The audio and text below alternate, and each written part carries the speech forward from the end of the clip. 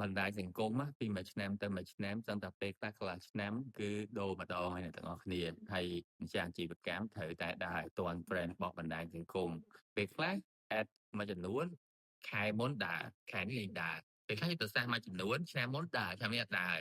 អញ្ចឹងហើយម្ចាស់អាជីវកម្មត្រូវតែ update ខ្លួនឯងរៀនថែមជាប់ជានិច្ចថាតើបច្ចុប្បន្នបណ្ដាញសង្គមវាទៅណា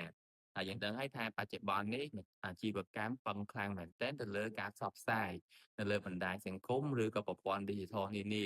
អញ្ចឹងសំខាន់បំផុតតើអ្នកទាំងអស់គ្នាមានចំណេះដឹងផ្នែកហ្នឹងឬមួយក៏ក្រុមការងារអ្នកទាំងអស់គ្នាហ្នឹងមានចំណេះដឹងផ្នែកហ្នឹងអត់បើសិនជាអត់មានទេខ្ញុំលើកទឹកចិត្តឲ្យរៀនបន្ថែមស្វែងរកក្រុមការងារដែលល្អឬមួយក៏អភិវឌ្ឍខ្លួនឯងឲ្យបានជាប់ជានិច្ចដើម្បីកុំឲ្យយើងហ្នឹងនៅឆ្ងាយពីនិន្នាការអភិវឌ្ឍរបស់ប្រព័ន្ធឌីជីថលពេកតែមិនអញ្ចឹងទេអាជីវកម្មគឺមានបញ្ហា